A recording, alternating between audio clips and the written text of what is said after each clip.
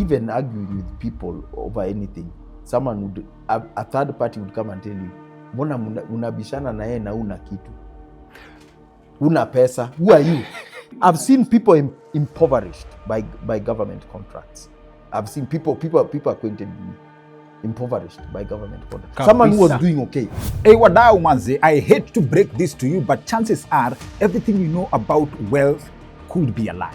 In the vetting of cabinet secretaries. Yes. And I still remember it was Lee Kinyanjui, who former governor of Nakuru County, and he was asked his net worth, and he said his net worth was 472 million. And the Speaker of Parliament, Mr. Wetangula, asked him only for a former governor. There is an unspoken rule, yes, of new money versus old money. Yes, yes. Our guest for this episode, Mordecai Ogada, is a wildlife ecologist and a wildlife policy consultant, na tukiingia hapo kwa wanyama tutashangaa. The word poacher came from poor people. It was derived from French, from poor people illegally hunting on the king's land and putting the animal in a pouch or a bag. Mordecai Ogada's knowledge on the history and philosophy of resource ownership is profound. There are people with enough money to get a rhino. But say just buy their 1,000 acres because the rhino is more expensive than their 1,000 acres. You know, sometimes there's no, the 1,000 acres you want is not for sale. They got land for free and sold it to the other natives. Okay. Through these schemes, settlement schemes and all that. And that maintained imperialism. So those people, if you follow the lineages from Lancaster House, you can find their footprint even today. Na bado sijawambia, Mordecai Ogada is also the co-author wa The Big Conservation Lie alongside John Barrier. Kitabu moja, Good Vibes. You can get your copy at the Nuria store. In fact, we have a link to the book ya Nuria store. Number 1, support our African authors. Link iko hapa kwa description. I'm your host, Dr. Kingori, and here's another reason to stay subscribed to our channel. Kama uja subscribe, changamka. Hit subscribe and turn on the notification bell. Ndio hizo good vibes ziendelee reach as many people as possible. My spark to have you come on. Nuria na making sure, Nuria bookstore, that every time I visit the store, he's the number 1 promoter of African authors. Yes. So I grab this book, naionjanga tu kidogo kidogo, natulia. Naonja kidogo kidogo, natulia, cause niko na like a whole syllabus to go by. Then I stumble upon your YouTube channel. Naona kitu, The Poisoner's Mantra of Wealth. Mimi hakuna kitu inanishikanga kama the need to understand how money works in every possible angle. And I click on that video. And I was like, wait. And your explanation is very simple. Ati Bill Gates comes to Kenya, the president is willing to drop everything to go meet him. Yeah. If Mark Zuckerberg came to Kenya right now, it doesn't matter. And he did come some time back. Yeah. Yes. They would meet him. Yeah. They would stop everything. Yeah. And so now this brings up a concept, yeah, ebu ngoja kidogo. What is so important about him? He has money. Yes. Right? Titled The Poisoner's Mantra of Wealth. Your monologues. Aki, kama uko na nafasi after hii show, search Mordecai Ogada. Kuna monologues pale. If you enjoy conversations, the deep intellectual ideas, that's where to be. So The Poisoner's Mantra of Wealth. Hii inatoka wapi? I think it came from sort of the imperialism, where the British Empire really rode on this mantra of wealth. If you read The Rise and Fall of the British Empire, you'll find that that's how a few thousand British colonial officers managed to rule over India, which then I think had 600 or 700, 800 million people. It's because they managed to show that we are great because we have all this wealth, these golden things, and you know, the costumes they have, the military costumes and all that pomp and pageantry. And it extended to money. And even later on, all these centuries later, in countries like Kenya, we have that taken that thing to heart. And even as individuals, you keep seeing us things go wrong, and we are always looking, what was the monetary value? You can even show someone like, look, I've got this nice looking bicycle. If you put it online, do an experiment, put a picture on Facebook, like, here's my best, someone will, How much was it? Because it's trying to gauge how much respect can I give They this do guy. that a lot with where you live. Yes. Everybody can relate to, hapa mnalipa rent pesa ngapi? Exactly. Yes. Yes, someone comes to your house, that's the question. It's actually very, very intrusive to ask such a thing, but we are so stuck on this mantra of wealth, and it has, my background is in the conservation and tourism sector. Yes. It's what has poisoned our whole natural resource management. Us as individuals, and even the Kenya government, I can say, has no idea what wealth is. That's why they measure our natural heritage, our natural wealth, by how many dollars can be paid to see it. We are trying to monetize environmental or natural resource management. And that's why we are constantly failing. Our conservation sector is not sustainable because it is sustained by money, by guns, violence, extrajudicial killings, and fences. That's not sustainable. And look at our national parks, for example. If you go to a national park, you'll see rules, park rules. Do not litter, do not come out of your vehicle, speed limit 40 kilometers per hour. That's speed limit in Kenya national parks. Last week, what were we doing in a national park? WRC rally. Cars going at 200 kilometers per hour. Hundreds of thousands of fans outside the car. The littering, don't even get me started on the littering. But we did that because it's to please white people, wealthy people. We did that to please wealthy people. And that's why, so we don't even know why we are conserving. We don't have a reason within ourselves to conserve. In fact, sometimes I wonder if white people stopped coming here, would we even maintain our parks? We even learned that in school. Yes. At the foreign exchange. Yes. At one of the leading sources of revenue for the country, foreign exchange from tourism. Yes. And you have very strong ideas on why you prefer visitors to tourists. Yes. And you also, in this book ikianza, kuna vitu mingi sana. When in the beginning, uko mbele, you talk about at the national parks. Is it the national parks or the game parks? Originally were not to conserve the animals. It's not for beauty. It was hunting grounds for rich white people. Yeah. The establishment, if you look at the advent of independence across Africa. Yes. Late 1950s, early 1960s, there was a rush to establish national parks. And the purpose of this was Africa was getting independent. And we needed to reserve white spaces in this black continent. So there were footholds to remain, either as hunting grounds and tourism grounds. Hunting grounds are white spaces. I don't think, in my 25 years in the field, I've never seen or heard of black sport hunters in Africa. Blacks are only poachers. Blacks are only poachers, and even you see the so-called conservation heroes from Africa, they're all white. All. George Adamson, Richard Leakey, Bernard Jemek, all these people, they're all white. And so these were white spaces. And 1961, the African Wildlife Foundation, which was an American organization then, they decided they needed to form an institution to teach Africans how to manage wildlife for white people, because that's what was going on in the colonial days. So now that independence was coming, we needed to teach blacks to manage these spaces for white people, so we needed to create an institution. And they created an institution in 1961. It's called Mweka College of African Wildlife Management. It's in Moshi, Tanzania. It's not all, I'd say 90% of even Kenya Wildlife Service wardens and law enforcement staff are trained at Mweka. And this is not just Kenya, all of Africa. Wildlife officers from Cameroon, Zimbabwe, Zambia, wherever, they're all trained at Mweka, trained to manage these spaces for white people. Okay. Yeah, and that's the reality we live with. And that's what we need to escape from. Some countries are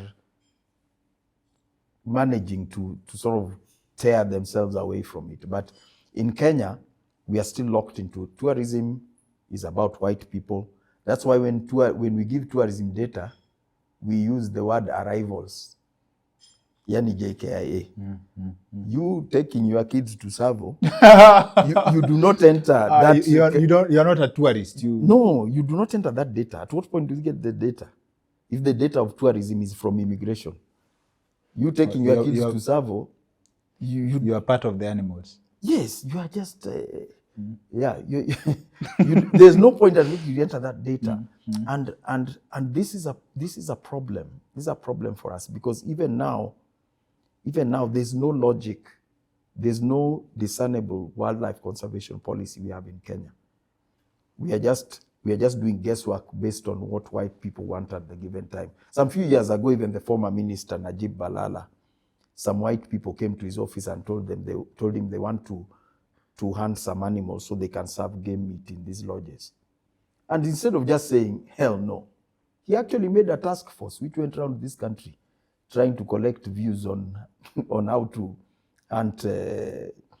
hunt wild animals to serve in these lodges. The correct answer should have been a qualified no. Yeah, he should have just thrown them out of his office and told them, no, I can't do that. And but he actually formed a task. And in fact, the only thing that stopped this from happening was the noise made by activists, me and many other people, that this is not sustainable because you cannot have the rich Mr. X eating crocodiles and elephants, eating buffalo steaks in a lodge, while at the same time you are arresting or even shooting extrajudicial killings of the poor somebody who had caught a rabbit to eat for dinner with his kids. That reality wasn't sustainable. But they didn't see it because it was about trying. It's like these white people are the owners of the animals. So we need to try and let them do what they want with them. Okay. Yeah. So poisonous mantra of wealth. Yeah. We have a misconception of what wealth should be. Yeah. Right? And I think that example is perfect. Like dollars, there's a dollar value to a forest in Kenya, right? Yeah. So what is wealth? Wealth, I think, it's very difficult to define, and there are different definitions for different people. But I think it's contentment, a state of having enough. Okay. Enough and enough materially. Also sort of psychological, social, political contentment, and peace is part of wealth. Okay. Peace is part of wealth. If we look at nations, I'd say a nation that is not at war with anybody, a nation that's not at war with anybody, self-sufficient in food, whatever, and all that, that to me is a wealthy nation. It's not about how much gold they have in their reserves. If we have really wealthy nations who are fighting 8 or 9 wars at any one time, and cannot get out of those wars, that to me is not a wealthy nation. So as an individual, I think it's what one has. The material is part of it. It's certainly part of it, but it's just a part of it. There involves peace, health, social cohesion around you, and that kind of thing. So to me, a wealthy person, if you're at war with your neighbor or at odds with your neighbor, even in the village, I would not consider you wealthy. You're rich. Even if you are not yeah, wealthy, you can be rich. You can be rich, but not you can be rich but not wealthy. And that's the problem. Very few people in our society today get it. That's why the trappings, the show of opulence that people are crazy about, especially in Kenya. There's a certain kind of car you have to drive. There's a certain, you want to buy a watch that costs several million shillings. You want to show whether it's what you wear, the car you drive, or whatever, and the things you do. It's important to show it. So the feeling of wealth is so dependent on external perceptions rather than internal sort of situation. Okay. Yeah. Okay. Now, that's a beautiful explanation. When you explain, you mentioned George Adamson somewhere, and as one of the white. And we are coming. This still tied to the poisonous mantra of wealth and hero worship, right? Yes. And then we come back to, in your book, mnapeana credit Wangari Maathai getting the Nobel Peace Prize, one of the recognized conservationists. But before that, she doesn't get any recognition. Yes. And at some point, there's a story in the book where she got so much, she was dealing with so much that university students decided to get some revenge for her. Yeah. But you don't get deep into the story. Yeah, and I think Wangari Maathai, it's almost a grudging recognition because she'd done so much environmental activism, etc., before she got the Nobel. It's almost like the Nobel was not for her. The Nobel was because of the violence Moi's government meted upon her. Yes. It's like if she wasn't beaten and bleeding, one wonders, would she have been given, if we didn't have those images, you remember those goons who had beaten her and her bleeding from the head, one wonders if she would have gotten that award. So it's and that sort of activism in support of her. I was in Kenyatta University at the time. Yes. And I was one of the students who went to Karura to eject those goons. We commandeered 2 buses. I think I was all the other students were undergraduate students. I think I was the only master's student in that group. Yes. Master's students don't generally do such things. And we went there and we ejected those people. And it was a sense of outrage, and it involved students who weren't even, okay, I was a zoology student, but many of those were like education students and all that, not directly involved with the environment. But it was an outrage at the injustice, and I'm glad she got that recognition. But it's rare. The actual work she did for years after that, before that, is hardly recognized. In fact, what is much spoken about is what she did after that. Because after that, obviously, she was a Nobel Prize winner. She got a lot of funding for her foundation, and she made a lot of impacts at many levels, nationally and internationally.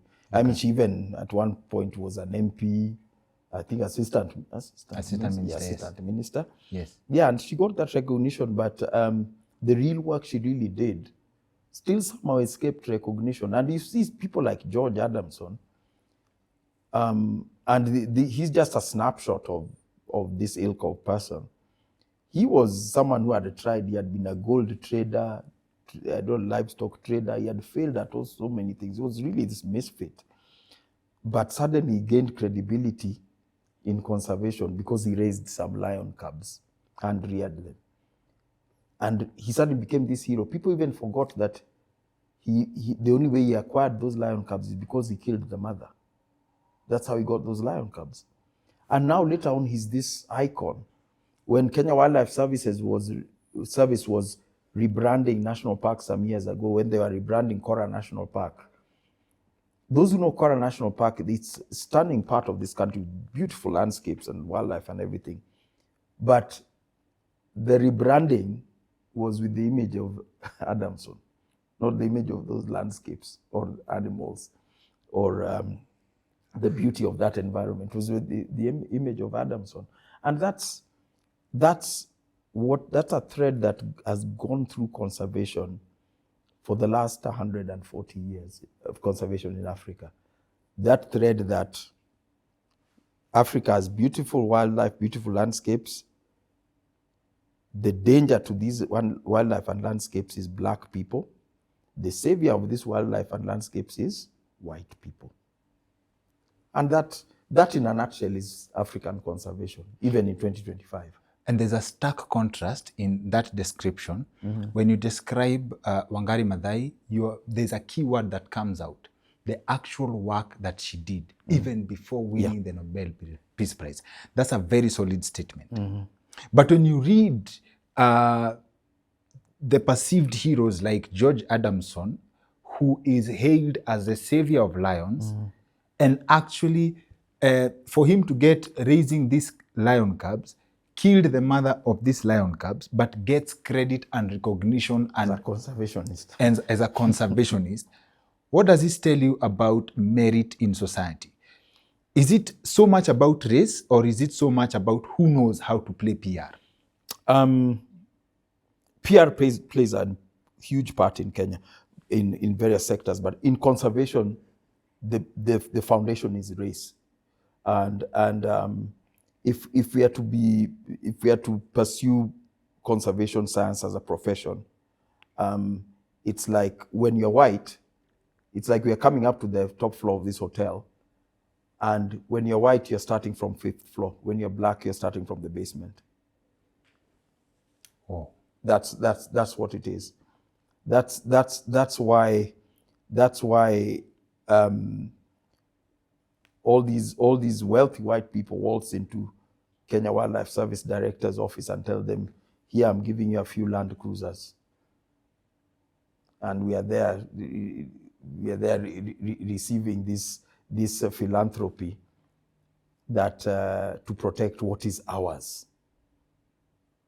There's a psychological problem there. When you start receiving these donations, if someone walks into your house, if those of us who are parents, and says, I've brought these packets of milk for your kids,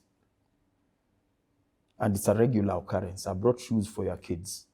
I brought socks for your kids. I brought t-shirts for your kids. At some point, you are a fake parent. If you are not worrying what's this guy's interest in my kids, there's a problem with you. And my position is that Kenya Wildlife Service, especially being that it's one of the armed forces in this armed services in this country, should be fully funded by government. Fully. The way government fully funds police, fully funds prisons, fully funds army, AP. They're fully funded by government. Mm-hmm. We can't have Kenya Wildlife Service begging from donors and then we claim to have sovereignty over our conservation areas, our natural heritage. It doesn't work like that. And the thing is, in my 25 years or so in this field, Kenya Wildlife Service used to be supported by conservation NGOs, mostly in the area of education, like Wildlife Clubs of Kenya, educating kids about animals and these kind of things, and running things like the Rhino charge and these kind of things that raise funds for conservation. But we've moved forward from there now, that conservation NGOs in Kenya today actually have armed personnel operating under them. Armed personnel that are not under any of our government state structures, because it's conservation. And that's why we're having all these human rights violations, because we are losing control of that sector. And we pretend to still be, we pretend it's normal. I think that's the most troubling thing to me. We pretend it's normal to have a rally and fans and litter and rubbish, all this stuff in a national park. It's crazy to me that we think that's normal. Okay. Yeah, and that's the serious problem we face now. Hey, okay. So now, when you go back, one of the things, and I think I took notes. I don't like opening my book in front of others because I feel like they'll feel bad that I've written. No, that's okay. I've written all over the book. There's a place where someone gifts a white settler 100,000 acres of land, and I was like, ukisikia bei ya 50 by 100 piece of 50 by 100 plot, alafu someone is gifting another settler, keyword settler, 100,000 acres of land, and it's Grogan, I believe, somewhere upper Nairobi, and I believe it's part of the land in Grogan and stuff, right? Yeah. How are these people acquiring? How are these people 100,000 acres? How did we get gamed? And I think Kenya in many ways is the imperialist's dream, because we've hung on to things these things were normal in the 19th century. But the whole 20th century passed, 100 years, we are now in the 21st. They became absurdities in the late 20th century. We are now in the 21st century, and we still hang on with some of these absurdities. Because imperialism, they were like crown land grants that were given in the colonies, especially after World War II. Apart from those that were given, like Grogan's was much earlier. And it was when they were trying to settle or civilize Kenya by giving out land and having as many white people settle as they could. But after World War II, there was, obviously that was a very traumatic war. The British soldiers, there were thousands and thousands deployed overseas. These were post-traumatic stress disorder, people coming back from war. Those are the settlers who came to settle in Kenya? Yes. A lot of them settled in Kenya and many other parts of the colony. So they didn't want them back in England. They'd be shooting people in the streets, So take them out. You have colonies. Yes. Farm them out to the colonies. Because in the colonies, even they feel like shooting something, he can go and find a buffalo and shoot it.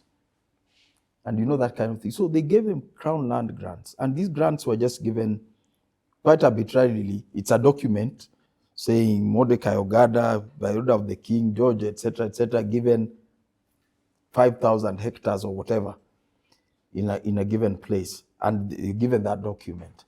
And people have hung on. This status has remained up to now.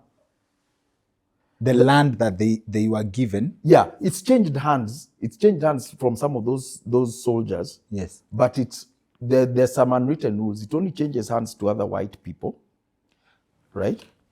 Oh, unwritten rules. Yes, the unwritten rules. This many years after, still. Yeah. So those lands do not have title deed the way my small plot has a title deed. The conservancies, no, there's conservancies, there's the land that was granted. Yeah. A lot of them have been, a lot of them, they were granted, then they turned into ranches. For a long time, they were ranches, right? Yes. And with ranching, the farming business, sale of produce, etc., there's KRA, there's these things, The government is coming too close. Soon you have to pay tax, etc., and all this. And it comes too close to that knowledge of ownership. So they turn into conservancies. Okay. Conservancies is also a very convenient way to escape taxation. Conservancies are considered non-profit organizations. They aren't taxed. But there are hotels in these conservancies, income generating Yes, there are all sorts of income. But under the title conservancy, they don't pay taxes. Yeah, and the same thing even with this carbon trading stuff. No one knows. I can know if you sold 5 goats for 10,000 each. Who knows how much carbon credit stuff you're doing. So a few years ago, there were, you may remember, 2013, there was a move to raise land rates in Laikipia, which was vigorously resisted by these lands. And most people wondered, like, the price was going to be raised, I think, to 10 shillings. It was at 3 shillings. So someone with 100,000 pays 300K. Yes. So it was raised to 10 shillings. But it was, and we wondered, like, 10 shillings is still not a lot of money. If you're 100,000 acres, then we want from you 1 million. 100,000 acres, you are a billionaire. 1 million is not a lot. And they resisted. We wondered if it's about the money, but it wasn't about the money. It was because once you start paying land rates, it means there's a record. You are paying. Who is paying? It shows this land belongs, it's Mordecai paying, okay. And he's paying 1 million. So that means he has 100,000 acres. That's the secrecy would have been lost. So this was resisted successfully. But thereafter, quickly, all these moved to be conservancies. And now we think they're great because they're conserving this, that, the other animal. In fact, they import They bringing, especially rhinos, are the most powerful tool in there, because I think I've often said this, that a rhino is the most powerful land grabbing tool in Africa today. If you could acquire a rhino by whatever means, If I could get a rhino. yeah, if you could get a rhino somewhere, This means buying it or catching it. you could, in South Africa, you could buy a rhino.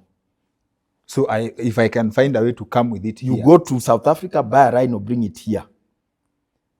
You will get a license to fence a whole few thousand acres of land. One rhino. Yeah. In fact, you create a story like, this is the endangered Southern Cape black rhino.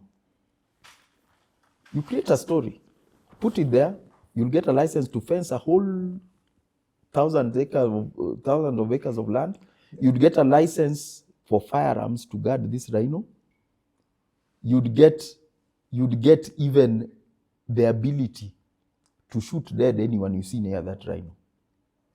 These 1,000 acres, who is giving it? Is it readily available, just waiting for me to get a rhino? You go and ask, you go and ask KFS, if it's a forest area, you can tell KWS, give me this area. Some people brought mountain bongos from Florida late last year, or was it early this year? And they've been given a chunk of Mount Kenya forest on the Meru side. Which is yours and your rhino and your mountain bongo. Yeah. And that's... So I sneak it in, like I sneak it in the immigration. I just need to come with it in you the bring country. a rhino. You bring a rhino. And you will even eject people from that land. I can live where I want. I can say I want Karen here. I want my rhino can only you survive identify here. In fact, you identify a good place with the permanent water and grass and all that. And just hope the rhino does KWS not might die. even give you some rangers. But if someone poaches your rhino? If someone poaches the rhino might be poached. But as long as you already have a gazetted piece of land. Remain with the land. And the truth is that our lack of policy thinking has turned wildlife into a burden to people, which it shouldn't be. Okay. Believe you me, I mean, like Lynn Ngugi did some feature a short while ago on the woes of people living near Opejeta Conservancy in Laikipia. Mm-hmm. That's because of rhinos. You can't pass along that fence. There's a fence, Narumoru Lamuria Road, which passes by the fence of Solio. There's like an unwritten curfew there. If you're passing there at night, you're liable to be shot or harassed in some other way by the rangers. You write in the book that at some point, this conservation thing has reduced human life below animals. Absolutely. And in my reading, the crazy thing is that Walter Rodney, when he was living in Tanzania in 1973, he actually wrote that Kenya, Uganda, and Tanzania are going to become wildlife republics, where the lives of wildlife and those who come to see them will be given higher priority than the lives of locals. I mean, 1973, Walter Rodney saw this. Mm-hmm. And there's a way that I found a lot of clarity in writing about Africa. These scholars who are from the diaspora, like the Caribbean, I think it's because when you look at something from far, you can see many things clearly. When someone's in the forest, maybe they can't even see the trees properly. But they have this clarity. Walter Rodney saw that. And he wrote it. So it's we've created a situation now where, in fact, I thank God that my family, my mom, etc., does not live near any rhino habitat, because my mom would not be at peace. Is there any Kenyan at peace now who lives near a rhino habitat? Why the rhino specifically? It's just the chosen tool because of the value of the horn and all that. The value of the horn can create a lot of noise around rhinos. The value of the horn. Yeah, the rhino horn. There was a time rhino horn was per unit weight was almost like the value of gold. Ati? Rhino horn is extremely valuable. It's extremely valuable. In fact, if the interesting thing is when you go to museums like in Europe, they have these mounted animals. They've removed all the horns from the mounted rhinos because people are breaking into museums to cut that horn off the rhino exhibit. Now I get why you're so confident advising me to go and get a rhino in South Africa, That's- because it's unaffordable. Yes. But there are people with enough money to get a rhino. But see, I just buy their 1,000 acres because the rhino is more expensive than their 1,000 acres. Bebe kifaru. If you know something, sometimes there's the 1,000 acres you want is not for sale. It's not for sale. It's a piece of a national park. You remember when 2018, when 12 rhinos were moved to some sanctuary adjacent to Savo East, and they all died, and Balala nearly lost his job. That was WWF's method of grabbing that piece of land. So they moved the rhinos to They grab gave money that to KWS and told KWS, you need to move rhinos there. And there KWS goes faithfully, capturing rhinos around Nairobi National Park, other places, and moves them there. The rhinos all died. But I'm not sure, but I think WWF has still retained ownership of that land or control of it.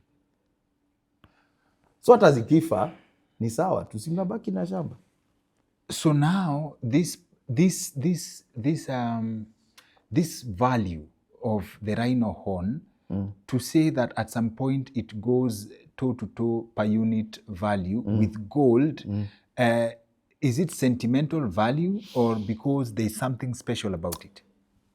It's these theories of it's being used in various Asian countries as a medicine, an aphrodisiac, or various other things. It's all false, because rhino horn is just keratin. It's like our nails or our hair. It's just aphrodisiac. Yeah, that's where honey comes from. Yeah, okay.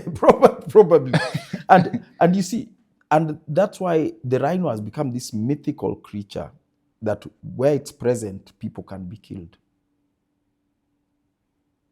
Not by the rhino. The rhino has more security. People are killed by humans because of the rhino. In Kaziranga National Park in eastern India, in Assam, has crazy extrajudicial killing figures. They kill tens of people per year because it's a rhino habitat. Lake Nakuru National Park. To the rhino. Yeah, Lake Nakuru National Park, where those fishermen, Brian Odhiambo, being killed because there's rhinos in Lake Nakuru National Park.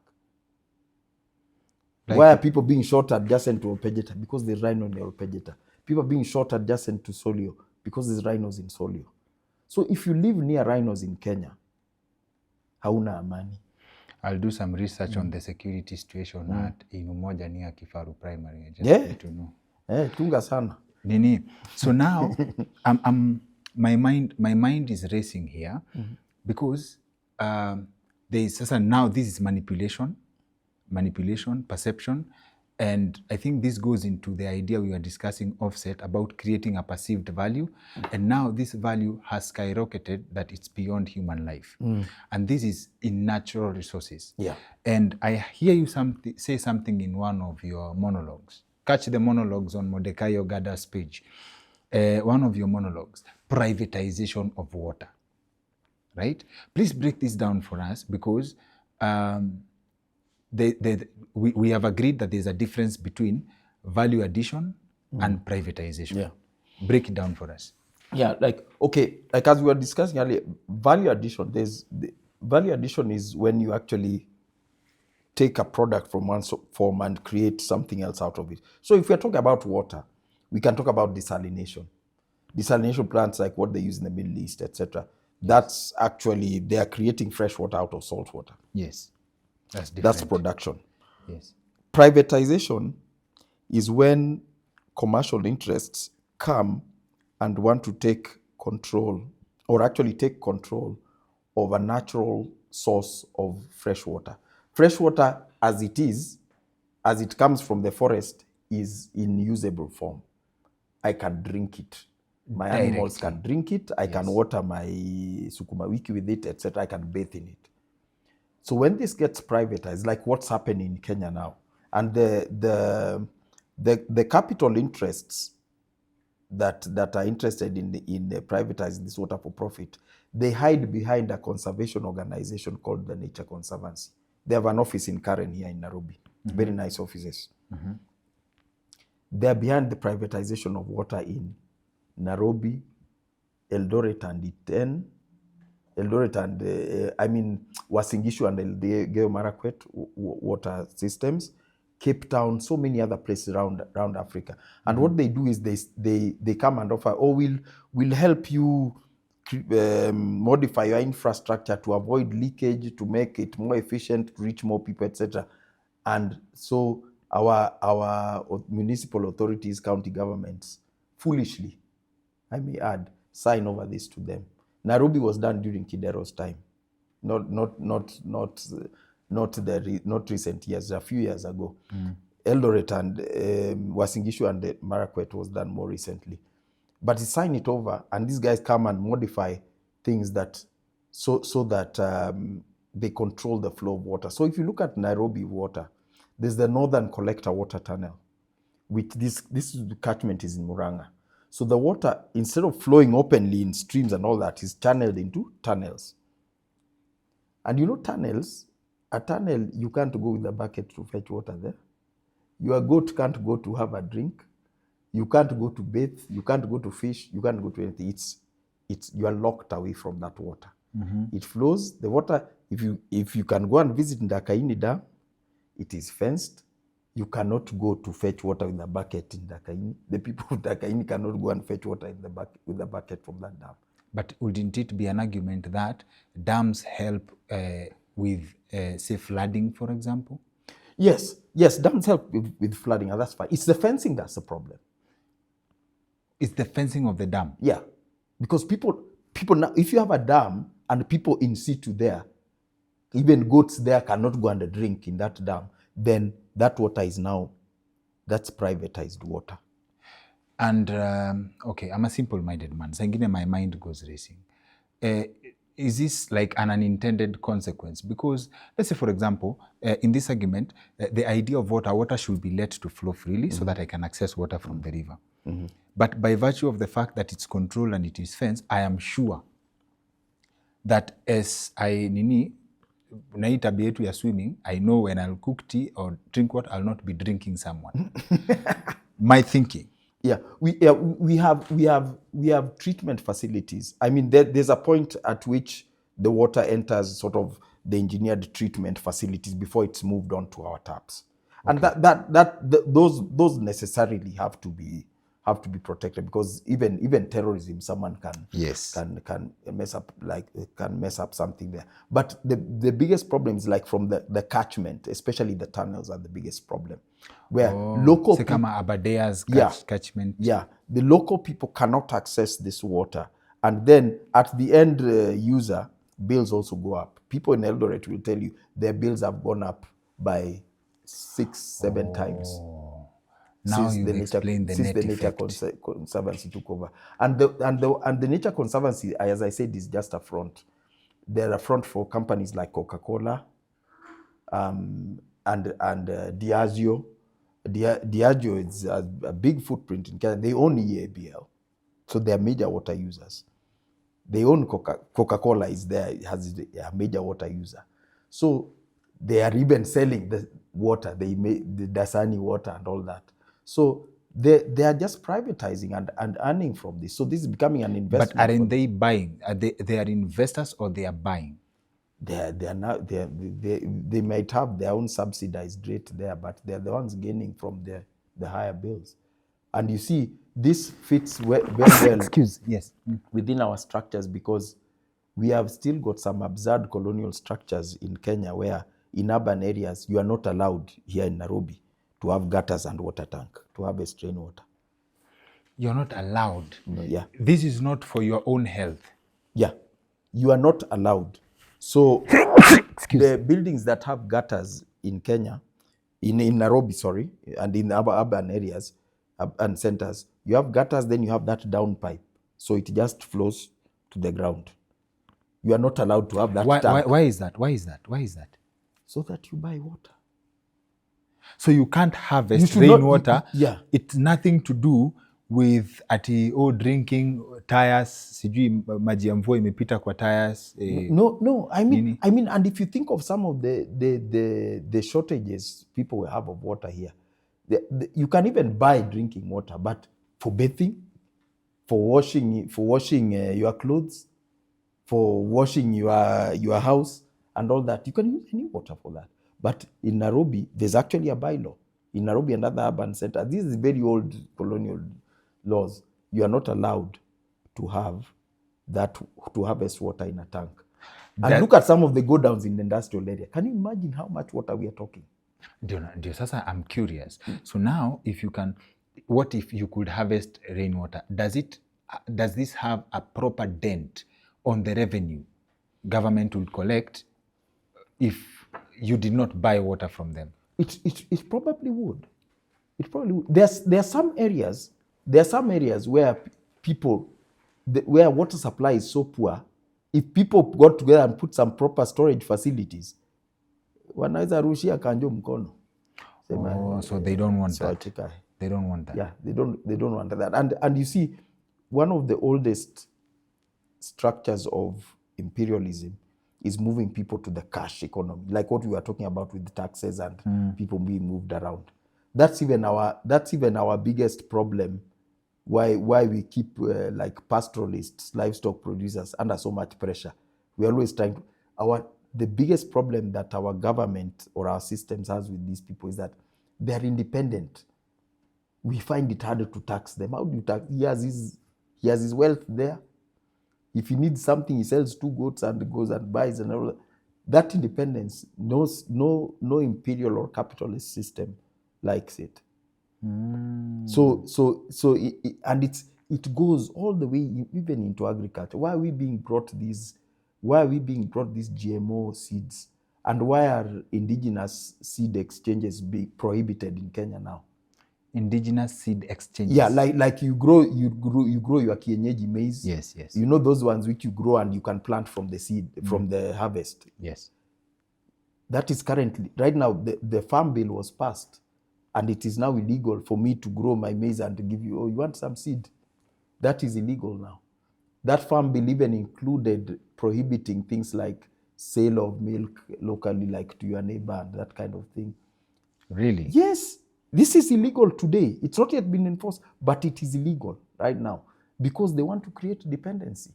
Dependency is the most powerful tool of capitalism. If people start doing their own thing without having to buy seed every season,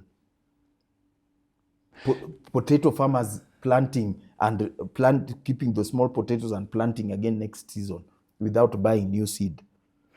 Bust this theory coming from, let me ask from the perspective of a foolish man, in the example of milk, for example. Sindio? Labda, the government wants, people, watu wasiuze maziwa, like this is how they would argue. A farmer doesn't sell milk to a customer directly to regulate and to make sure that there is a standard of safety. In fact, that's the line they used. That it's a safety, it's a health and hygiene thing. But we've handled milk, or our communities have handled milk for millennia. We know how to handle milk, and we know about boiling milk. We know when we want to maziwa lala, we even know how to do that properly. Milk cannot be handled without high standards of hygiene. It will go bad. It will always go wrong. Even selling milk, if you are not doing it properly, handling it properly, you won't be successful because you'll be selling people bad milk. And that was the excuse used. But the key reason is that we must all be subject to a system. They want the milk to go in to a system, get to whatever dairy company, then they put it in packets, tax it, whatever, and then the farmer is dependent on getting payment per month from the company rather than getting payment per week or even per day from his neighbor. So it's about creating dependency. There is dependency, but then there is also the idea of cooperatives gives you better negotiating power. Yes, and I mean, but you see, but that's true in some cases. Yes. In some cases, and there are some big successful cooperatives like in Githunguri and other parts of the country. But that's by choice. I can choose. Yes. I It's- get the I point. can get choose the to join difference. the cooperative. It's not illegal. Yes, it's not illegal. It is you to choose the benefits that you see. Yeah, in fact, those guys in Githunguri, they decided, I want to be a member here. Okay. And I want to sell my milk here because I like whatever, I like the money they are paying me or whatever, for whatever reason. But if I want to sell to someone, I can do that. I can do it. That's what it should be. That spells control. It spells control, yeah. We'll get into control. Yeah. Sana, but I'll take you back kidogo to like we have been programmed to look at white people as superior as Africans, certainly. Right? Sindio? Yeah. That is one thing. It is basically programming. And Mbira Remi, I quote him a lot, tangu we had him on the show. It's also an author. I was introduced to him by Nuria. He actually explained that Charles Darwin was specifically funded to go do a study that proves, or to manipulate a study that shows white people as a superior race, right? So now we've undergone years of programming kabisa. But there are people who believe that the coming of the white man brought education, the coming of the white man brought civilization. Najua the collectors wanaweza niokota na hiyo sana, because no, I'm coming from a place of like, this is an argument, like a legal, like not a valid argument that not valid, an argument that people make, that the coming, it's a very common argument. Yes. White people changed society for us. Like all this tuko nayo is because of white people coming. Have you envisioned Africa minus white people? What does that look like?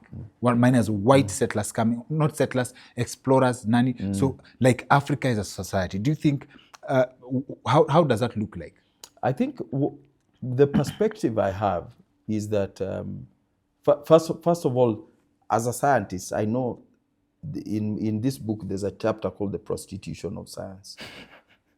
Science has become prostitution. You get a grant, you come up with the data that says whatever the donor wanted you to say. And I know in genetics and Darwin, the story of Darwin, even much later on, James Watson, one of him and Crick discovered the structure of DNA in 1955. Yes. James Watson is an avid racist.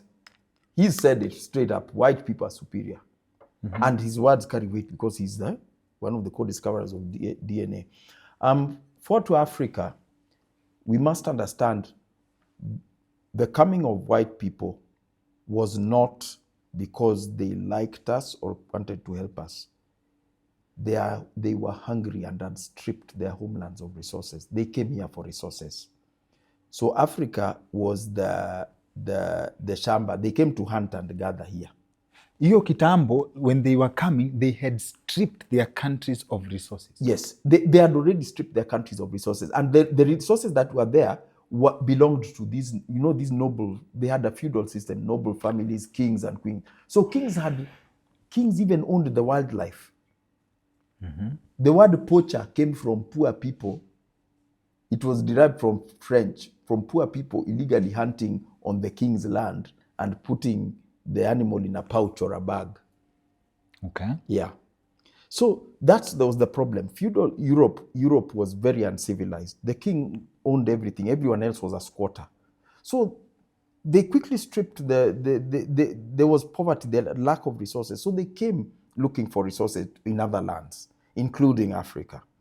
So when they came, that's why colonialism was a capitalist project. When they came to East Africa, the first, before the Kenya colony was established, there was something called Imperial British East Africa Company. There's still a building on Moi Avenue there. It's written Iberia, 1919. Aye. Yeah, go on Moi Avenue. Moi Avenue, just near, I'm ashamed to admit that I didn't even think of that building. Yes. Like that. Yes. So they came. So it was a capitalist project. They came for resources. So they were trading ivory, they were participating even in the slave trade, mining various minerals, etc. And then after that, they started creating these structures. So because when you want to exploit a land or a people, you can't do it randomly. You need to create structures, as in rules, government, apartheid, whatever it is. You need to create, how do you make these Africans work for you? And they actually seem independent. They don't want these papers you are calling money. Displace them off their land, make them poor, force them to pay tax. So they have to work for you to get money to pay tax. That's how you do it. That's why they created these structures. And if, in theory, the things we have that come from the West, we just talk about what cars, these tech things and all that.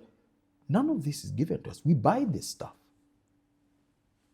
We pay. My car is fully paid up. I paid money for it. So none of this was given to us. And they would have come with just the way Arab traders also came. We picked up language from them and all this kind of thing. This is how humanity works. Yes. This is how humanity Exchanging works. of technology, products. Exchange of technology, ideas, products, and that's what happened. But the structures they created here were to help them exploit us more efficiently.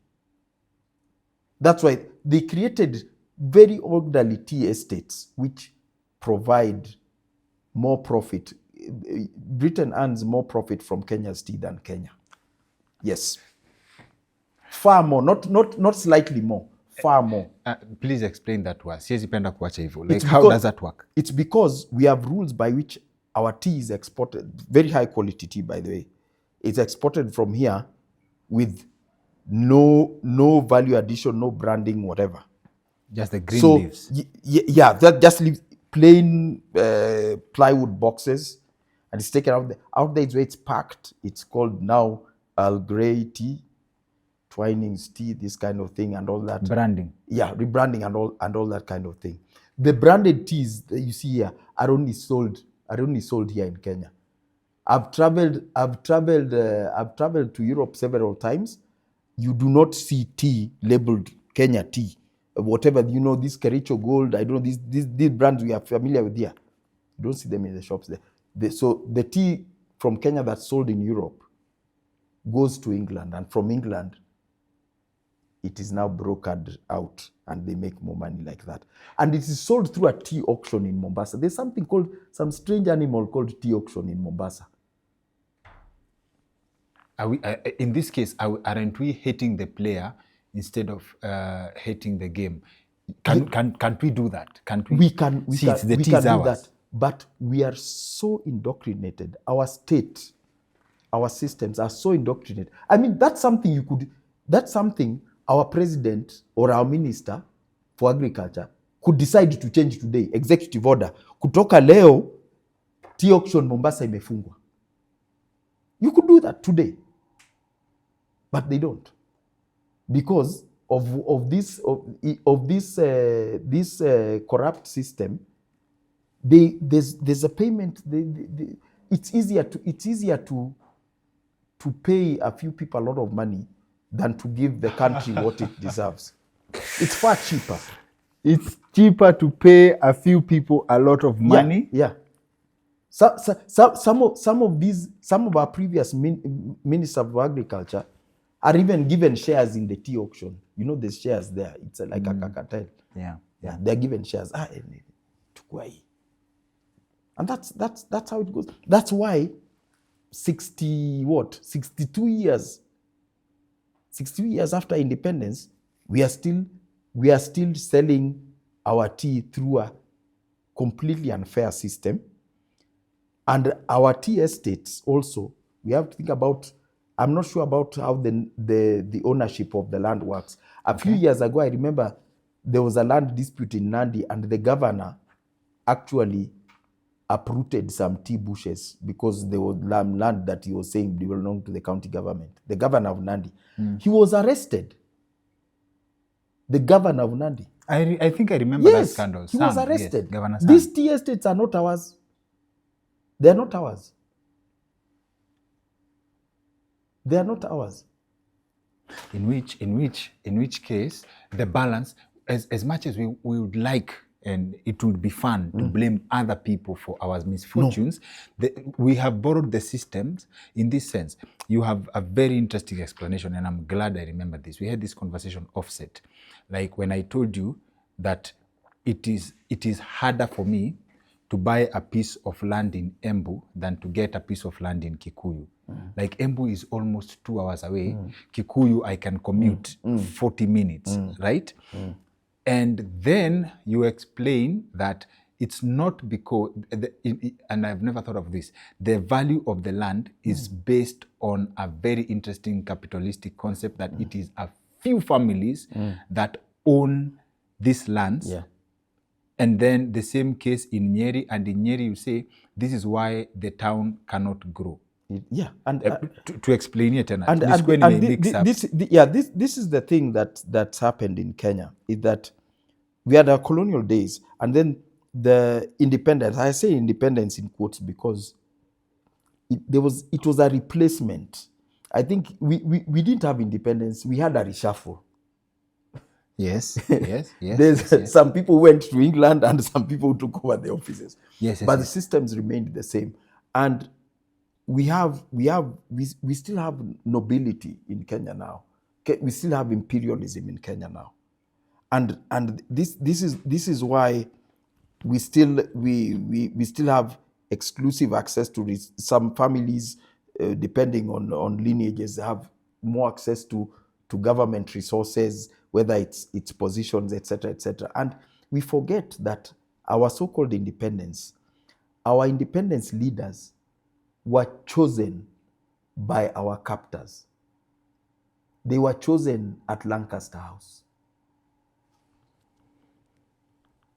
Lancaster House was where the deals were cut.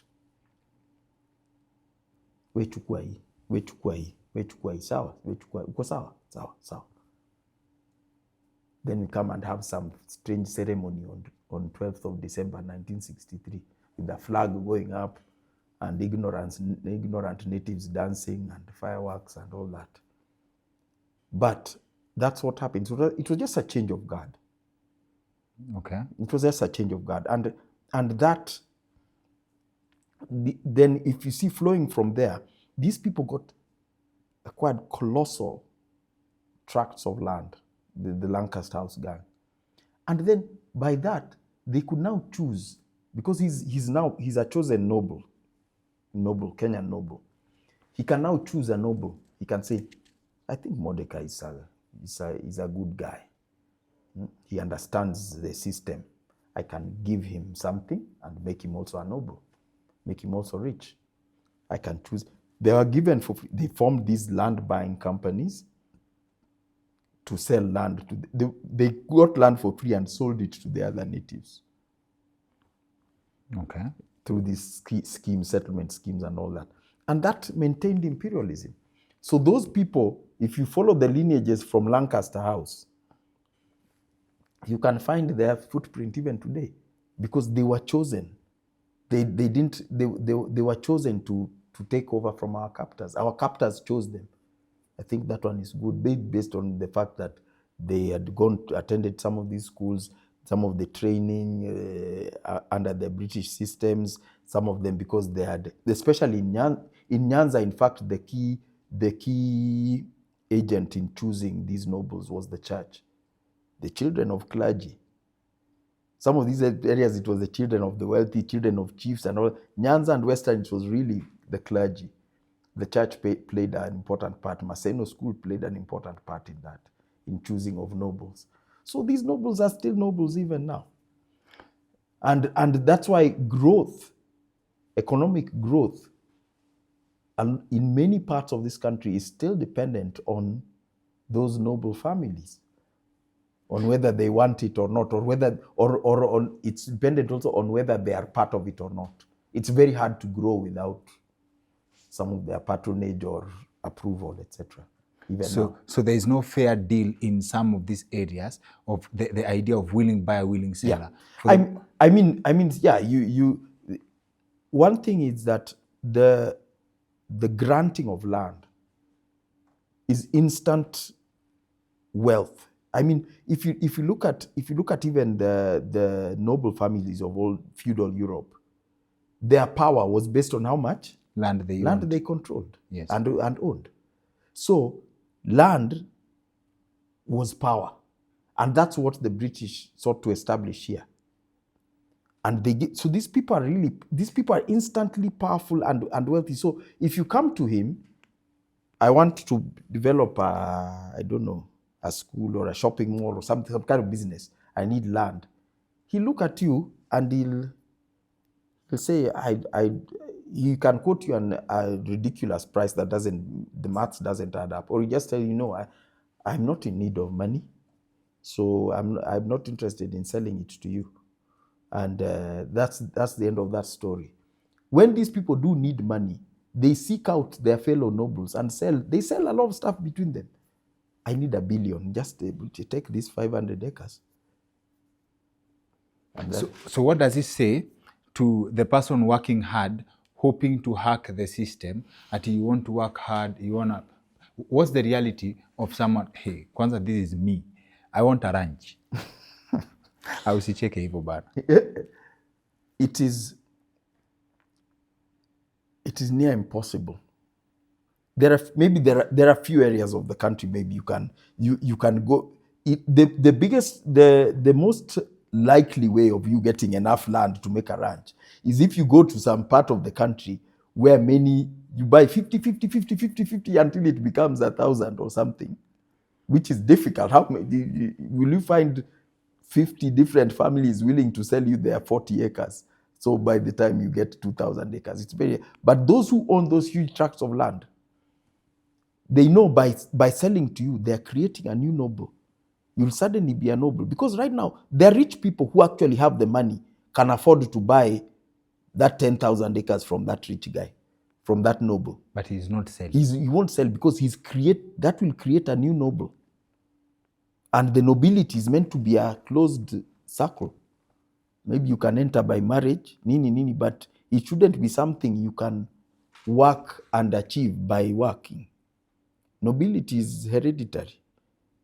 It's not by work. Or bestowed. Upon the chosen. Correct. Ones. It has to be by yeah. Not at Is this not a mentality? Let me quote a friend of mine. And he said something to me in 2021 that has really been playing in my head for a long time. He's a self-made in Kenya. Oh, not self-made. He was an industrialist in Germany. He moved to Kenya. And he has some villas in Diani. And one of them is in a very prime location. So one time, I asked him the truth about this thing I'm hearing, that he's been getting offers to sell that piece of property. And then he's like, he's been offered up to 10 times the value of what he built that property with. And then he asks a question. What am I going to do with the money? So I've always struggled between looking at that as freedom or the understanding of money and the game of assets. Because to him, I mean, I'll assume the villa, maybe of those villas he owns, maybe there's one he lives in, and some others he rents. Yes, to people. does. So they're assets, and this guy's got money. He's got money for whatever. He's comfortable financially, and at this point, there's no reason for him to sell. But you see, the people offering him the reason why they're offering him those huge premium prices is because they've asked around, who is this guy? Whose son is this? Where did this guy come from? You know, if he was a foreigner, people are so personal about that. Yes. Yeah. If he was a foreigner, no one would mind. By the way, if he was like some guy from India or Japan, he's a foreigner. He's a German. He's German. Yes. Yeah, but okay. Then he's come and settled He's come and settled, and it's probable that with those assets he may even be a citizen here. Yes, Yeah. yes, I believe. Yeah, yes. but he's becoming he's a new noble, and he's bringing we are all No. sisi ni mahindi hapa, alafu kuna kamaragwe kameingia hapa katikati. I wait, like there is an unspoken rule Yes. of new money versus old money. Yes. And it's about nobility, actually. It's about nobility, and it's attached to land. Like, for example, if he owned I don't know, let's say a factory, those factories in Mombasa that make whatever, mabati or whatever, that's not a problem. Because that he's owns a business, he's an industrialist. But now he's owning land, he's acquiring power and presence amongst us. And Diani is one of those areas. Diani is one of those areas owned by nobles. Almost completely. Even I'm close to asking you how did he even get that? It's one of the areas owned by nobles. He sold over 200 by 2021. He had sold over 200 villas in Malindi and Diani alone. Yeah, so it might be right now what we are having in Kenya is there's a sort of loss of control by these nobles. By natural attrition. They're dying. Some of their kids are not interested in owning 100,000 acres of land. Some of the kids are more interested in owning stocks in Microsoft or something. You know, like that loss of control. Because it's human nature. There are people who maybe you can call it work hard and get a lot, but the next generation is brought up in a situation of plenty, so they don't care about this stuff. That farm is just bush. You know, as we see, what a wonderful, nice savannah. People come, this bush. Me, I don't want to be here. So they sell it, and these guys are losing control, and they panic. Some of them are like, someone maybe decided now he'll just sell to this German guy, and the noble families are saying, what's wrong with these kids? See, we had agreed if he wants to sell, he talks to us first. I also have another case in Limuru somewhere. Let me just say Limuru somewhere so that people can't place it. In Limuru somewhere, where someone was telling me a story, a friend of mine, there's a joint there. So we're talking, like, there are children of those people who have the old money who are asset rich but cash poor. So sometimes they even borrow money to drink. And one of them actually is the son, the grandfather or the father has a piece of land valued at 2 billion shillings. And he said categorically that nobody is going to sell his land. Some of these people have even lodged documents with the lawyers that land can't be sold. So this is still in nobility or sentimental value of land, how hard you worked to get it. And again, what does this say about the idea of starting from the bottom? Are we living in a lie of you can work hard and make solid money? Because we always talk of you can be rich, but you are one illness away from poverty. You can work hard, but one calamity away from to wipe you out. To get to that level of safety. Kenya, for one, is a very precarious society. We are a very unstable society, by what you are saying. You can even see it with politicians. Look very wealthy. Let him lose one election. Wiped out. Wiped out. You meet them walking in town on foot. Wiped out. We are a very unstable society. It's because that's that mantra we are constantly trying to achieve by spending on things that may or may not be tangible. When he's in office, he's maybe has even a string of 5 different mistresses just in Nairobi. He has 10 different cars following him around everywhere he goes. He's spending like crazy, but he's one election loss away from poverty. From poverty. Now, a lot of, like, the guy you're talking about, this ownership of land, and the thing is, the older generation, maybe those who acquired the land by whatever means, they know the power that land has conferred upon them. But sadly for them, because of their wealth and power, their kids have grown to be indolent. This guy who is borrowing money to go to drink is probably not even working. We had been taken even to the best schools and all that. He's probably not even working. And they know literally they have to lock up their land like that because they know instantly the kids get a chance, they're going to sell this. And blow it all away. And blow it all away. And then they'll gain money, but there will be some power. There's that nobility which will be lost. And I think that's what the older generation is sentimentally attached to, the nobility. Or just the thought of the power that comes with what you hold. Yes, I'm a noble. We are nobles. It's like in Europe, you see those kings or lords or dukes, they all have castles. They all have castles or a big mansion and all that. If you can be Lord so and so even by hereditary, but if you are living in like a flat somewhere in London, it doesn't work like that. Okay. Yeah, and that's what they're afraid of losing, I think. And the kids don't see it because they've just grown up with it so much plenty. But the issue of working to make achieve money and be stable. It is possible in Kenya, but it takes a lot of thought, a lot of very careful thought. In that it's incredible to me that we have this poisonous mantra. That's why I said, like, someone will make 20 million or make 30 million, and that's a good amount of money. You can buy a good piece of land, someone build a home, but the first thing he'll buy a Bentley for 18 million. I have today. Yeah. I was speaking to a lady who we are bringing on the show next week. Yeah. And she does not even buy a Bentley. She was describing the journey of an entrepreneur. That you can hold 50 million today, like 100%. You see, you have 50 million. Yeah.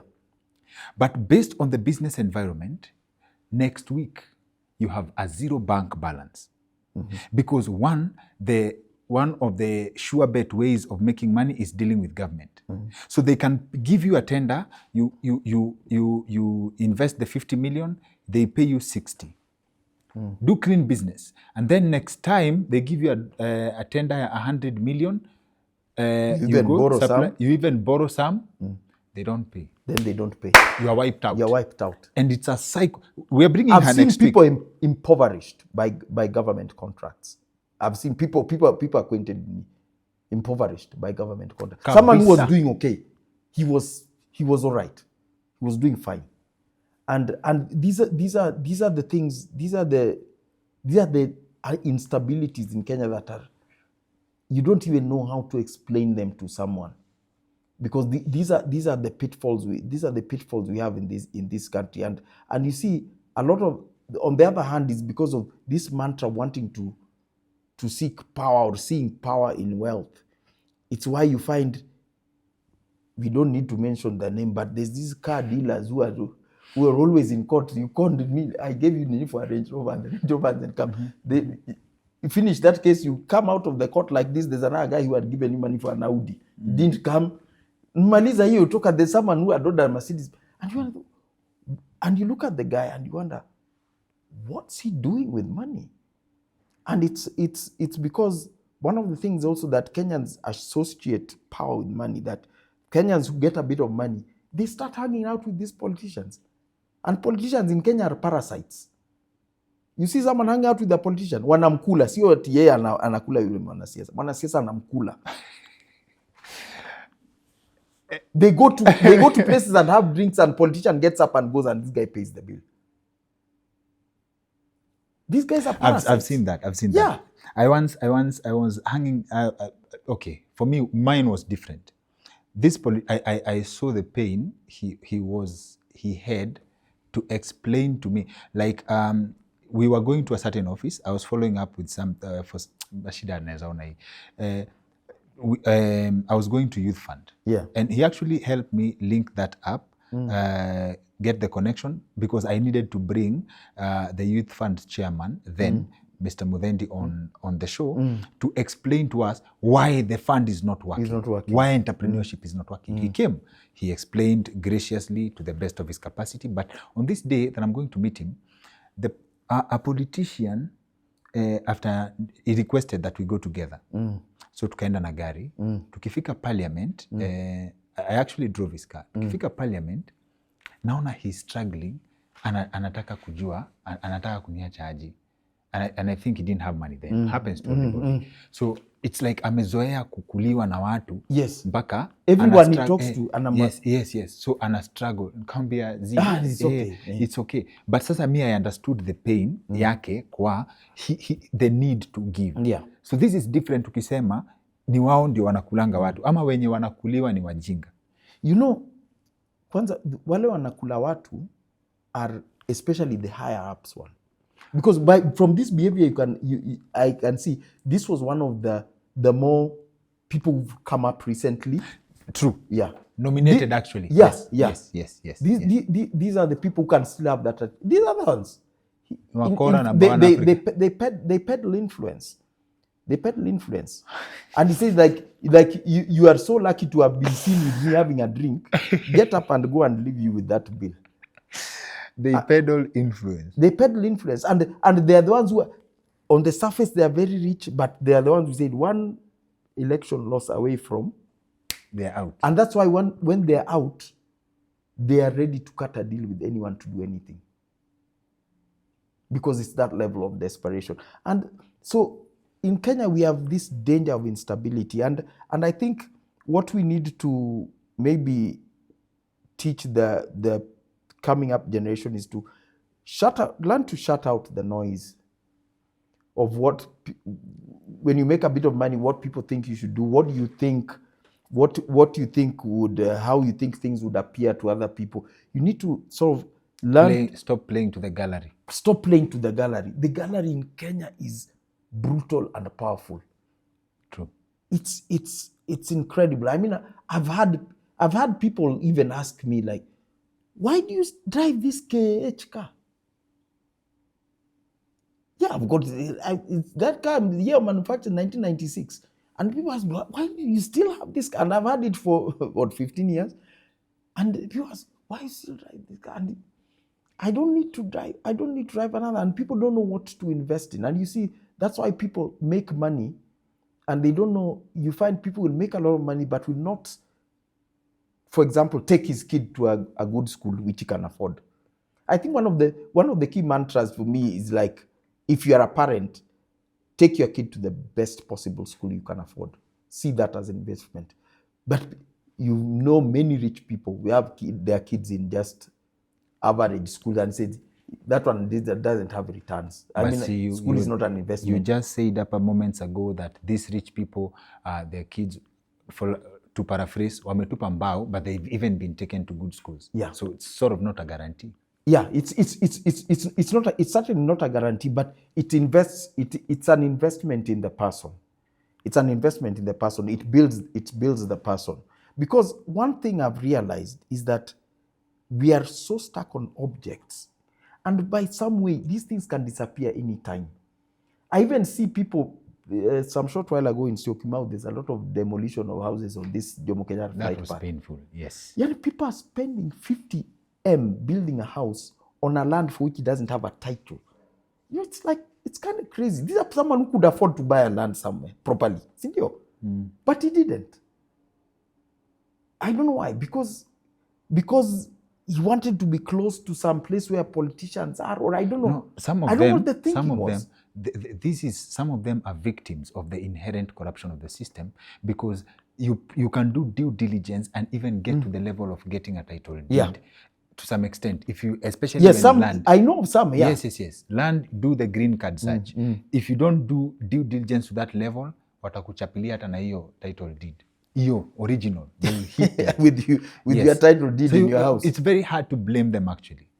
And Kenyans are not stupid, but some of them are victims of inherent corruption. Yeah, and I think also it's the other thing I've seen, because I was talking to you even about the fragmentation and sale of lands in Laikipia and all that. Yes.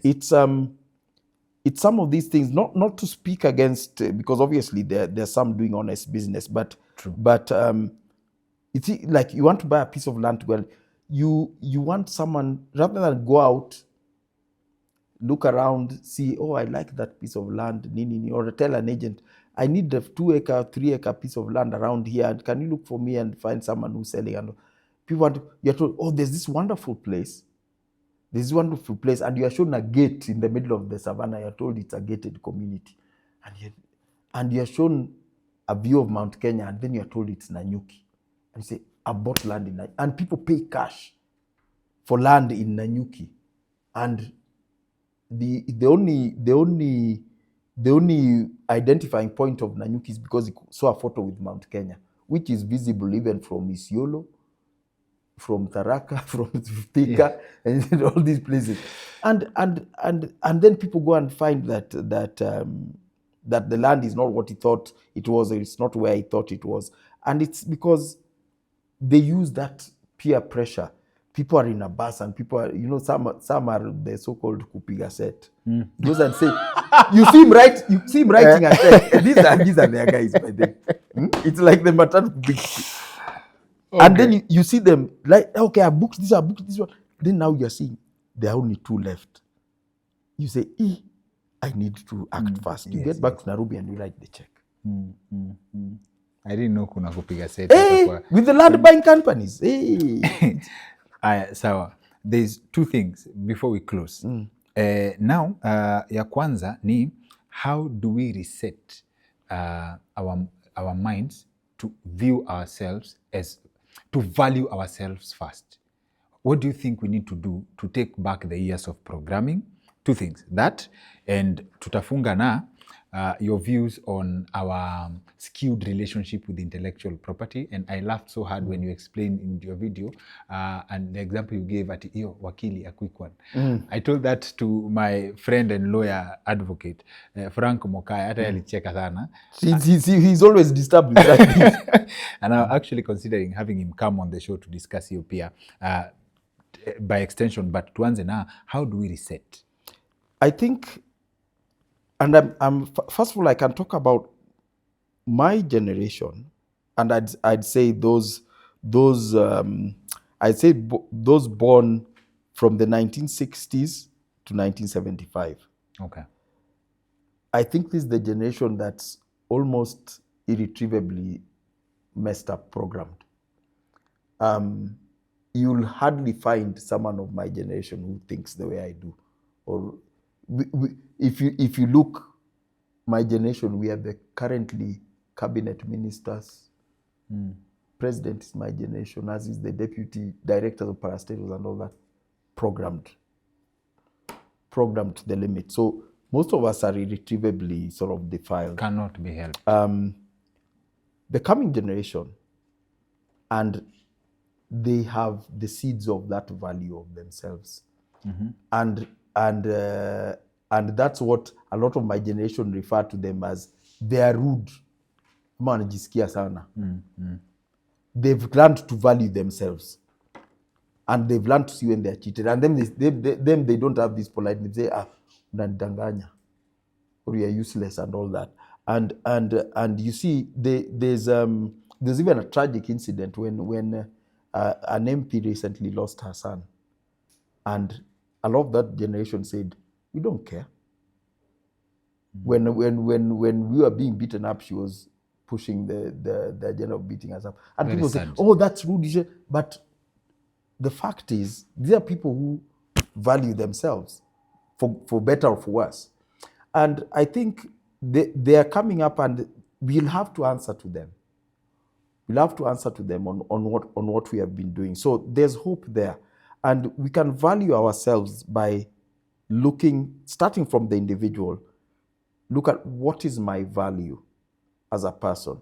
And this being honesty, being whether it's kindness to other people, whether it's valuing the environment and all that. And looking for reasons within yourself for whatever you do. I'm studying music because I'd like to play music in church, or I'd like to join a band and all that. So many of us do not have reasons within ourselves for what we are doing. The conservation field, for example, I've been talking about, it is full of people who have no idea why they are in conservation. And this includes the management of KWS. They have no idea why they're in conservation. And that's why we have the problems we do have in conservation. You can go to the financial sector. You look at the people behind the CBC education system. These are people who have no idea why they're in education. That's why we've come up with such a nasty system. And that's the thing. But the coming generation, they have a grasp of value. And it's because last year, the Gen Z protests, those protests ended. But those who are observant will know Kenya has changed irreversibly in July 2024. Kenya is not going to go back to what it was in May 2024. And that is what's going to shock those who are not observant enough to see it. So we need to each have our individual values, not look for values in government statements, not look for values in schools, not look for values in church, not look for values in society. Find values in yourself and how you relate to. Even in church. Even in church, don't look for values there. Utaingia mtaro mahali. Utaingia kwa ditch. Yeah. So have values for yourself. You can pick some values from there and add them to what you have. But don't say this is where I'm going to pick values and have yours, and then you can pick some from work, from school, from church, from your sports club, from whatever, and add them to what you are to make yourself unique. And the gallery, we must fear the gallery. I consider myself lucky to have grown up in the era before social media. Wow. Twitter they call it fattening the bull before slaughtering. Bas. So I'm sort of in a place right now where I say, like you find my YouTube channel, I talk about those things because it helps me put my thoughts in order. And I'm happy that other people can find value in what I'm saying. But when I started that thing, it was just for myself, really, to help me put my thoughts in order. Yes, and find logic in what I see around me. And I think if that someone can pick up value from that, well and good, and I'm happy for that. So let's look for value and form and develop value within ourselves. Those of us who are parents, teach our children to build that value within themselves and teach them by example. Stop telling me, I want you to do this. Show that you do, because somehow I realized kids will never listen to what you say. They will imitate what you do. That's true. The way you behave, you'll just see them doing that. True. So we can benefit them that way. And now the second Wakili ya quick one. Yeah, the intellectual. Our skewed relationship with intellectual property. That's a very painful thing in our society right now, because we make people believe that thinking is useless because of the way we treat intellectual property. You see, if you order half a ton of kokoto, you pay. No one will say, hey, nipe kokoto kidogo, nipe kokoto pick up more. But intellectual property, be it from music, literature, legal skills like what you're talking about, Wakili, a quick one, advice and this kind of thing, we treat it like it is not valuable. We treat it like it's not valuable, and that's why we suppress thinking, and we think then we come up with this mantra called work smart. This is a very bad thing people can say at work smart, and work smart is basically kuwa mkora, and this is why we keep thinking our behavior towards intellectual property is it makes us look for shortcuts everywhere, like asking Wakili a quick one. Others are using AI. I've seen a couple of weeks ago, I saw a column in the Nation newspaper written with ChatGPT, one of the regular columnists, and I sent it to the editor. I told him, wacheni kutubeba malenge hapa. This is ChatGPT.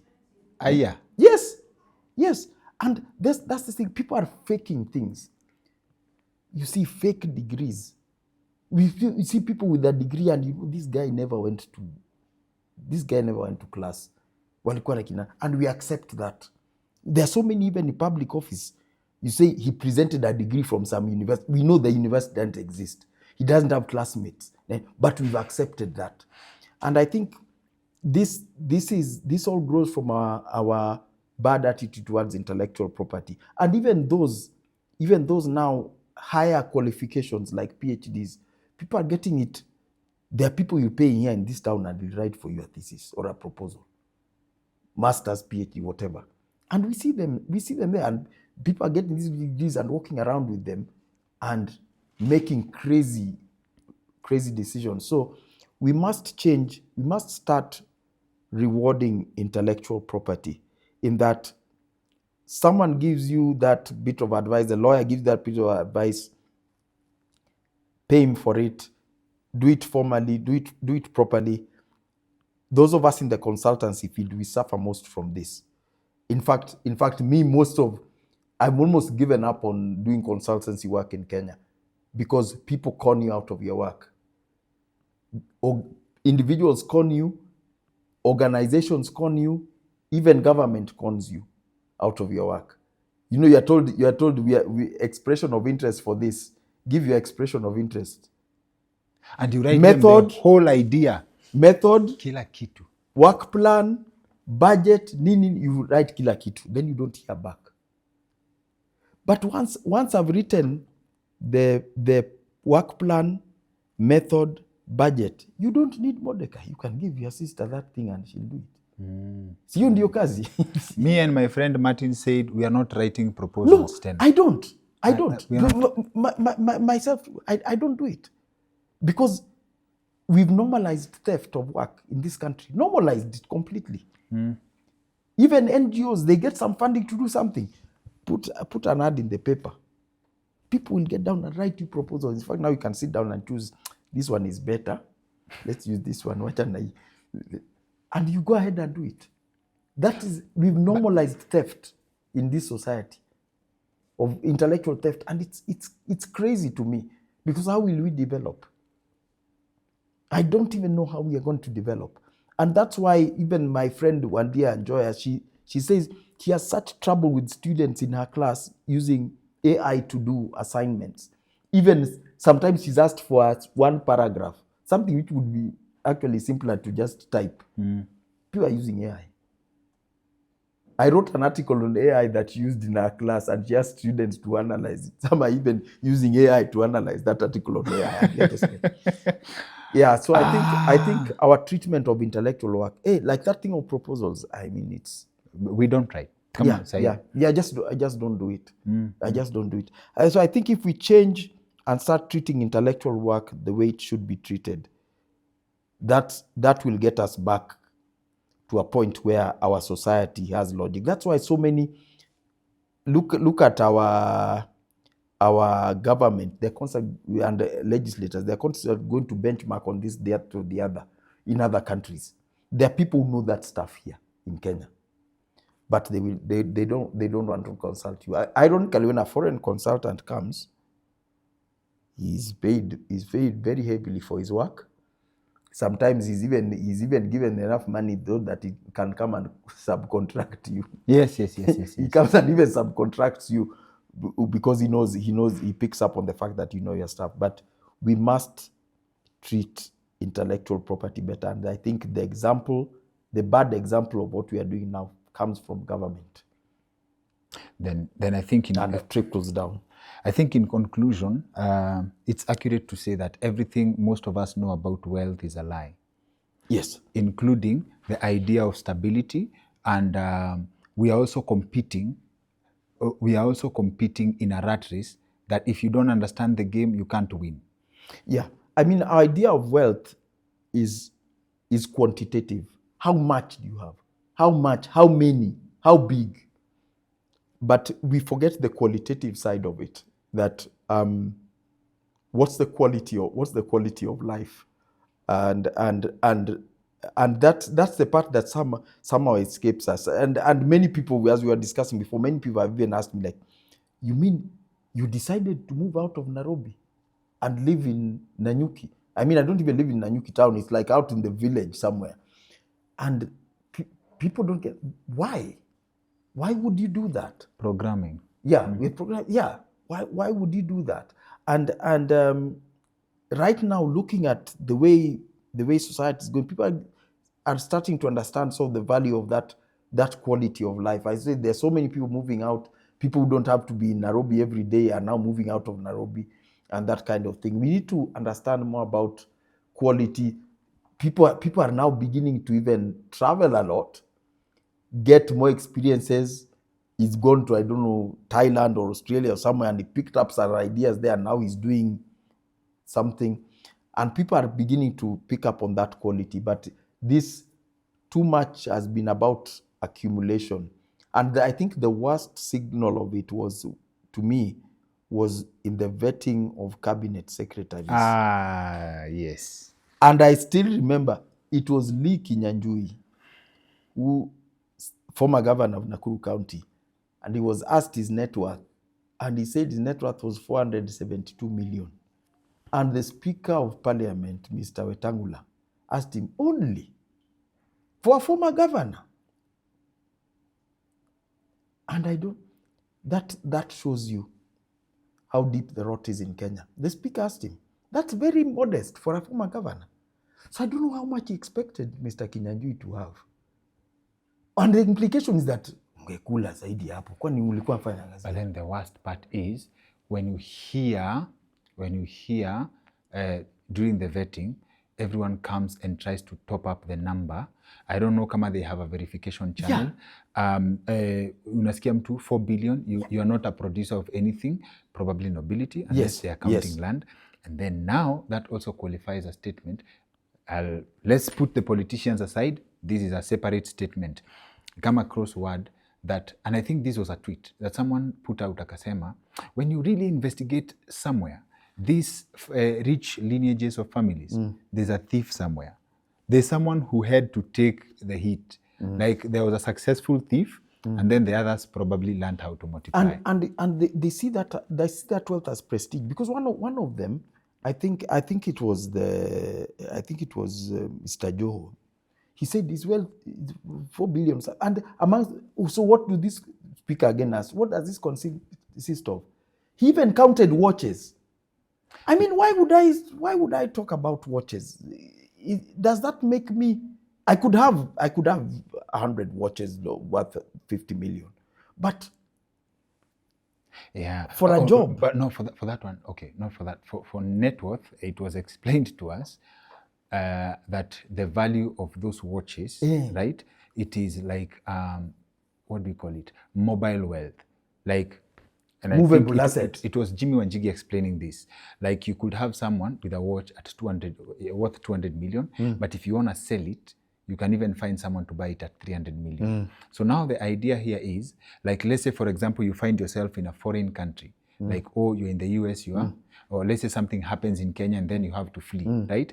You don't have to go to the bank. You grab these things and put in a bag. After you are wearing 200 million. You can set yourself. You can sort yourself out somewhere. Yes, but then there's a problem we are not addressing. Kenyans accepting that. Yeah. Like as the norm. Is it a problem that we do not ask critical questions? Like, by the way, ukweli, you're worth 800 million. Where is this coming from? Yeah, where is this coming from?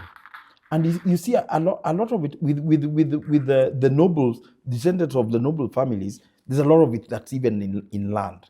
So this was actually not produced or worked for. It was granted or given at some point in the past. But we do not ask what, when those who have so much don't produce anything, we are in trouble as a country. And we've normalized that. Remember the question to Mr. Kinyanjui, like, only. Yes. That's very modest for a former governor. Let me be the devil's advocate to Kifunga. So if they have found a way to make the 400 million, doesn't that make the rest of us who don't have 500 million just salty because we don't know how to get? Maybe what if that's the only formula to access the system, and we are playing holy? But then that's the only formula. As you are right in saying as we stand in Kenya now, it is hard to find anyone with that kind of money mwenye hajatumia hiyo formula. It's almost impossible. I expect things are going to change because suddenly it seems that money is not conferring the respect it used to confer. And some of these a lot of these people will drop out of power. Yes. They will have, obviously, maybe no one will go and sort of snatch their money away, but suddenly they will not have power. And suddenly that will bring some logic in thinking. Suddenly you'll have people in power offices that do not come from nobility, either hereditary or monetary nobility. And things will have to change. And that's what I think fundamentally changed last year. Because before that, it was like even arguing with people over anything, a third party would come and tell you, mbona unabishana na yeye na una kitu? Una pesa? Who are you? You don't have a right to. You don't have a right to talk to again. I have to quote Mr. Nice on the show. Again, Mr. Nice, the musician, he was on the show. Akasema, if you don't have money, they will even send you to go pick ubebe maspika kwa family meeting. Yes. Because even the last born. Yes. Akiongea, ukijaribu hata kukohoa. Like, ni nini bana? What's the problem with you? Because yeye ako na pesa. They have a problem with you even breathing. And now, this also means probably we need to accept that this is society. Probably we need to accept that there is no wealth without exploitation. Think about it. The so-called superpower countries have built their wealth. They are called first world countries, but we ignore the years, hundreds of years they benefited from slave trade. On the back free labor. Yeah. Kabisa. Yeah. Right now, when you think about cost of labor, a third, in fact, even more than a third of government costs, right, goes to salaries. It's even near like 40-something. It's more. Yeah. So what if the government could have all civil servants as slaves? Do you know we could be a first world country? Yes. So could we agree that there is no wealth without exploitation? Oh, no. I think the right word would be, we need to separate between wealth and accumulation. Yeah. Because the thing is that and that's the problem, that so many of our compatriots do not read history. Because what you are talking about is history. Oh, you see, the world's top economy, they claim to be, yes, it was built by slaves. Slaves from where? Africa. Yeah. It was, they built all these huge weaponry, atomic weaponry. Uranium from where? Africa. There's no uranium in the Americas. From here. So they are weapon superpower, the source of the raw material? Yeah. France is, I think, the third in worldwide gold reserves. Gold from where? West Africa. No gold in France. And you go through all sorts of resources. Look at, we are just talking about all these white people, conservation heroes. The world's top trader in ivory is the UK. The UK, not China, not America, not the UK. And Prince William tells us always about elephant conservation. See, anakuambia always. He is the heir to the throne of the world's top trader in ivory. And that's the reality. So we must read history. We can't escape. If you don't read history, you cannot understand the present, you cannot understand the future. And my understanding of conservation, my background is in biology, but none of this made sense until I started reading the history of conservation. That's what the things we've written here are about, the history and philosophy. They're not about the science, because the science hides all that. Okay. So history, if people take only one lesson from this conversation, yes, I read history. If you are in banking, read the history of that bank. You'll find Kina Barclay started from slave trade. If you are in education, read the history of education. If you are in agriculture, read the history of agriculture.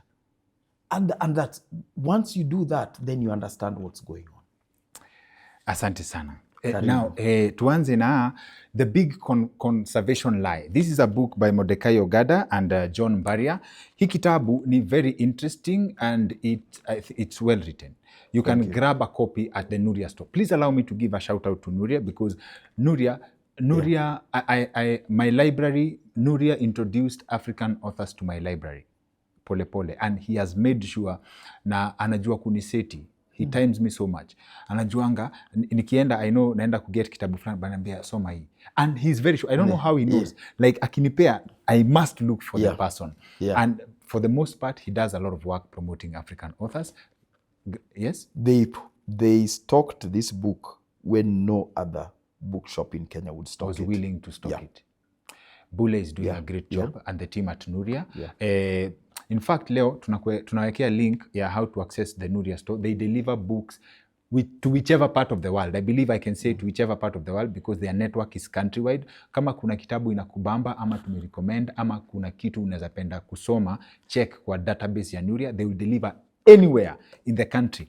I was hoping tutaleta Mordecai Ogada exclusively on this book. But then again, I stumbled on his YouTube channel where he talks about his ideas and he shares his wealth of knowledge on different concepts. Now, what inspired this conversation is a very simple idea, not a simple idea, an idea that interested me in it, the poisonous mantra of wealth. So nikaona hiyo, nikaona zingine. So kama unapenda ideas, if you enjoy ideas na intellectual engagements, please check out Mordecai Ogada's YouTube channel, just under the same title, Mordecai Ogada.